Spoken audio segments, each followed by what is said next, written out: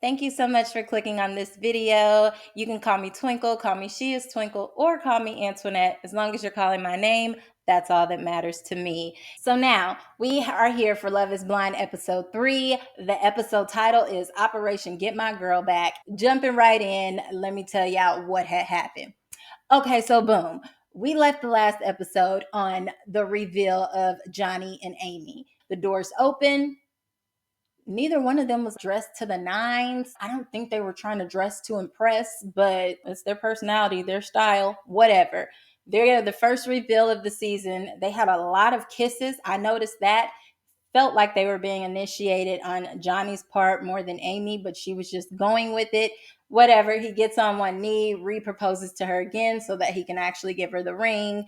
And they have their little moment sitting down and talking, and then their reveal is over. So now they've gotten that out the way. Back to the men's quarters. In the men's quarter, we see Clay getting emotional once again, talking about AD because their last date didn't go great and he had to apologize to her and then they left out. Of course, that leads us into a date with Clay and AD. He apologizes once again because he feels so bad for the way he reacted and cussing at her. And he said he's been working on himself. He wants to make sure that she understands that. She explains to him that she fell for Matthew just because she was being super weak and vulnerable. It's not because he was so much better than him, where in actuality, Matthew was 10 times worse than Clay. But Clay then took it a step further to admit that on the outside, he's not used to showing emotion or anything like that. But he says that deep down inside, he's very sensitive. He admitted that he was wrong about asking her about her looks, and I'm trusting the process, and this is what I'm here for. I feel like I've been getting better day by day. And she's like, oh my gosh, baby, you have. I mean, I'm really seeing the growth. Even for you to admit that you're very sensitive, I am so proud of you. I believe in you, and I see your potential. And I'm like, girl, so are you pumping him up now because he is your only option? And you know that words of affirmation works for him. He needs that validation. And once again, he thanked her and said, yeah, because when you say things like that, that motivates me, that validates me. I'm getting better for you, baby. I'm in this for the long haul. It's going to be me and you to the day we die. We're locked in. I am committed to this process. And I'm just like, Jesus, this is a lot. I don't even think that this is real. I think that she knows exactly what you want to hear. So that's why she's telling you that, because you're her only option. And she knows that when it comes down to it, he will propose to her. But we will continue watching their love story or tragic story, however you want to look at it, unfold. Okay, so now we go over to Kenneth and Brittany. Now, I would say that Kenneth and Brittany are probably the second most boring couple. He's not much of a conversationalist. Something about the way he talks like his nose is stuffed, and it drives me insane, to be honest, but I'm just trying to be cool about it, okay? The main thing from their date that we found out is that they are both waiting for marriage until they are physically intimate with one another. So if they do take that route to go to get engaged, then they will respect one another's boundaries because they feel like God has brought them together and they want their union to be blessed. So they not gonna be doing the do. So we'll see how this story unfolds. Moving right along. Now we have Jeramey and Laura. I feel like they don't get that much camera time. But anywho, Jeramey and Laura, they end up talking about holidays and how they spend holidays. Something that stood out to me because I've never heard any woman in history say this. Laura said that she hates Christmas. I'm not saying every woman loves Christmas, but you hate it. Not that you don't like it, but you hate it. Okay, whatever. Then Jeramey just ignored that. He proceeded to talk about how he used to hate the holidays because his family was so big and there were so many people around, and now he misses it. And his grandma told him, you're going to have to recreate that when you have your own family. So he starts envisioning him and Laura, the person that just said she hates Christmas, having Christmas at their home with their family and their kids and building their own traditions and sitting on the couch and sipping mimosas and hot chocolate on Christmas morning, and their kids opening gifts and all of these different traditions. And Laura is eating it up. She's like, yes, that sounds amazing. Didn't you just say you hate Christmas? Okay, Grinch. Moving right along. Then we have Jeramey on a date with Sarah Ann. He knows he can laugh and have fun and get deep when it comes to Laura, but Sarah Ann is still kind of surface level, so he's still feeling her out. She comes in, she starts talking to him, this man, about her Botox and her fillers. And I'm like, girl, he is not your good girlfriend. Why are you talking to him about Botox and fillers? But the thing about it is that he wasn't judgy towards her. They actually do get into some deep conversation. She starts talking about her views on abortion because she's pro-life. Maybe she started trying to get a little deeper because she realizes that time is really dwindling down and he's going to have to make a decision, and you can't keep making decisions based on y'all sexual tension and chemistry. He lets her know that he's been through some things in life. He lost his dad when he was 19 years old. This is their first deep conversation. He's had several deep conversations with Laura, who is his other connection. Y'all follow me? Okay, cool. So after that good date was over, then we get to Kenneth and Brittany. And this is a theme because remember, there were flowers waiting for Amy in her pod the day that she got proposed to. Soon as we see Kenneth and Brittany, there's flowers in Brittany's pod, and he proposes. Of course, she says yes. So they are the next engaged couple. Moving right along, we are back to the electrifying couple, Jimmy and Jessica. They are mushy gushy. They talk about how they miss each other. She starts asking him, what is his social media following like? And he's like, I don't know. I just follow high school friends and like college friends, sports and stuff like that. And she's like, oh, okay. Well, I just need to make sure because I'm letting you know right off the bat. Remember, she's straightforward. I'm letting you know right off the bat, I don't want my man to be following half naked women and lusting after other women all day. That is an absolute deal breaker for me. That's never going to work for me. And while she's talking, I'm realizing, oh, this has happened to you before in past relationships. She was like, if you casually see a good looking woman just scrolling down your Instagram, that's cool. It's okay to appreciate a woman, but the only person you need to be lusting after is me. That's it. That's all. You are my person. She is falling hard for him. Okay. Moving along to his next date, he has with Chelsea. They talk about like the difficulty in like dating multiple people in this experiment and not wanting other people to get hurt. And he admitted to Chelsea he doesn't have any reservations with her. Well, that's because Chelsea doesn't have a kid. That's his reservation with Jessica because she has a kid. And Jessica is very straightforward. She knows how to communicate and he's horrible at it. And Chelsea allows him to be horrible at it. And it's not a deal breaker for her. He even talks about like how he thinks life would be fun with her, especially with her being a flight attendant and he'd be able to travel with her. And she is just speechless and literally sitting there like she has birds chirping and flying around her head because, oh my gosh, Trevor is into me, Jimmy is into me. Like she just can't take it. I'm a hot commodity, right? Okay. Then we go over to a date with her and Trevor, Chelsea and Trevor. And he straight up tells her, at this point, I've narrowed it down to one. I'm not confused at all by what I want. I know exactly what I want, and that is you. You are my only date today, and I look forward to talking to you. I'm set. I'm good. She is cheesing from ear to ear because she's only heard good news from her dates today.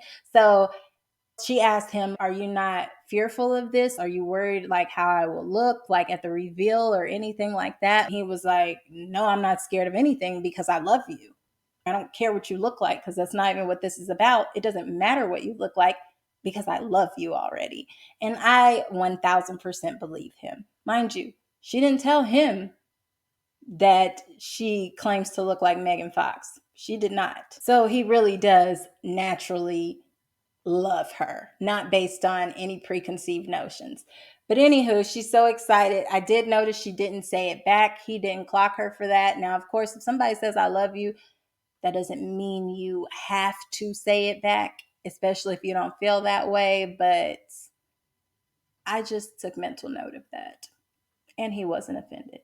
Moving right along, Chelsea goes back to the women's quarters, and Chelsea is so excited because she's like, I'm so used to guys being mean to me and like not treating me right. Now Trevor is telling me that he loves me. Jimmy mentioned that he really likes me and he doesn't have reservations with me. Now, mind you, she said the Jimmy part when Jessica was sitting right there, like she wanted to piss her off because she knows that Jessica is goo goo gaga over him because Jessica talks about it amongst the women all the time.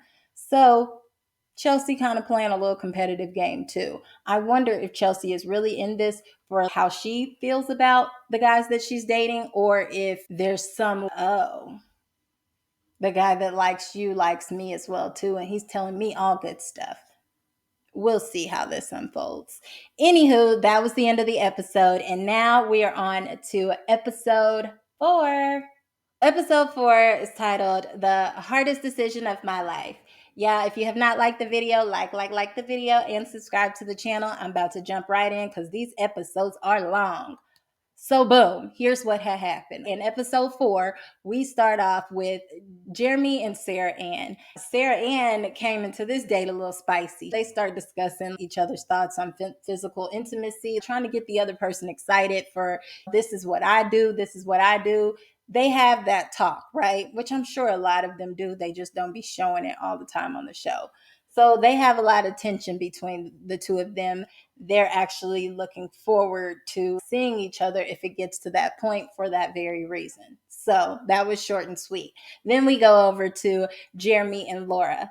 She starts getting emotional with him. At this point, she has written a list of pros and cons, and the pros were so long and never ending. It was scary, and there were only a few cons. And so she just straight up admitted to him there's so many aligned qualities and things that we want out of life together. I'm in this, and it's just you for me. She's professing that he's her number one. So he tells her, thank you for sharing all of this. Everything about you checks all the boxes for me as well, too.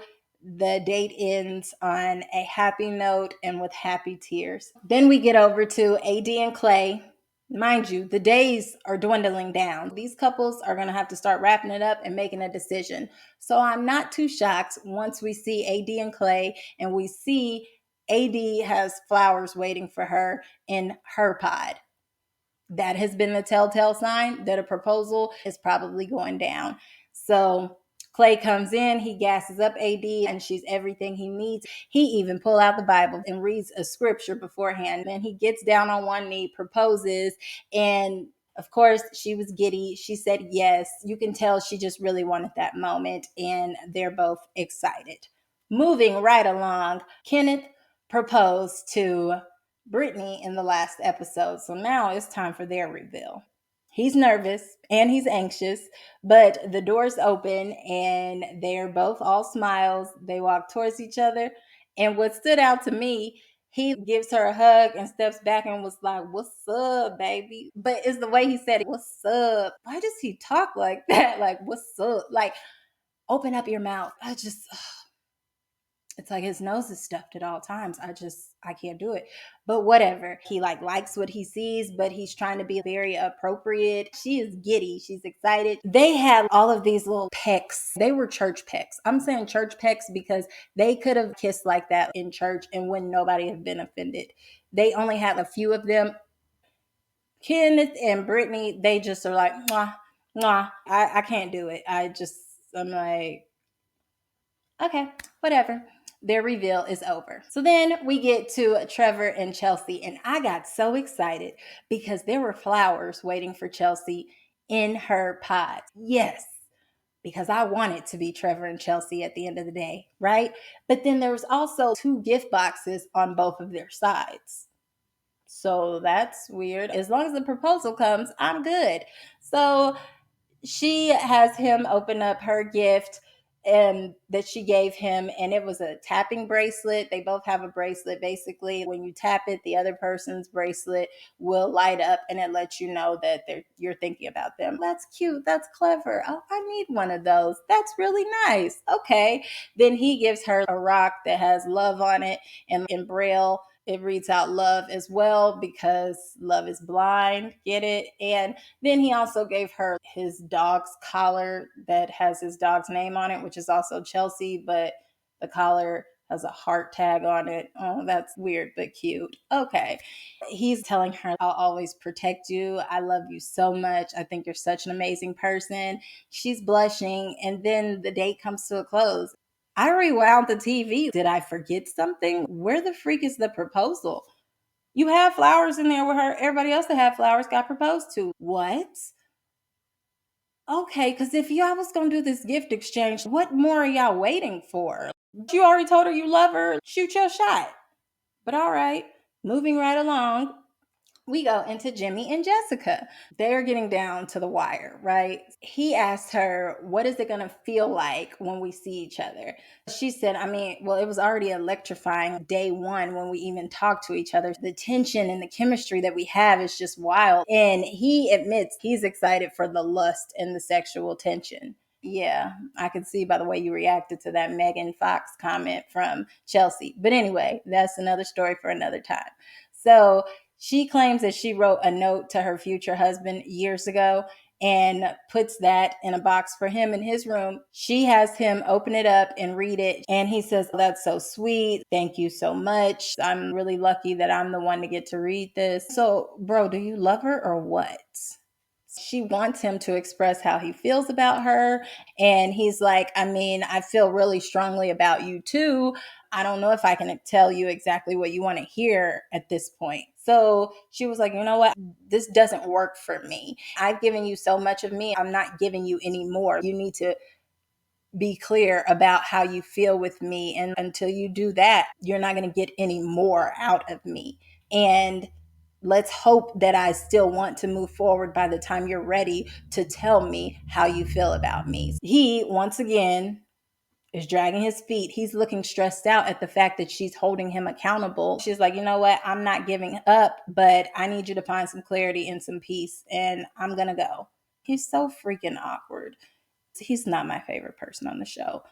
Anyways, he goes into his next date with Chelsea. He tells her it has been a long day, but you can tell the weight is lifted up off his shoulders once he's talking to Chelsea because he doesn't feel any pressure from Chelsea ever. And they're talking and she's reassuring him, I hope your day gets better. It's going to be all right. It's going to be okay.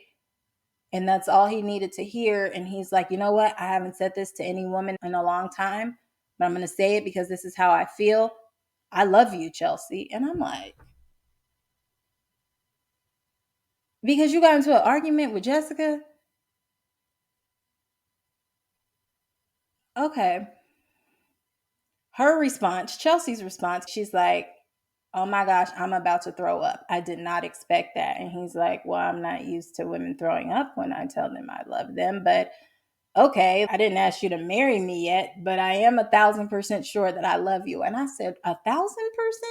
Maybe Jessica is dodging a bullet. We'll see how he handles this with Jessica later on.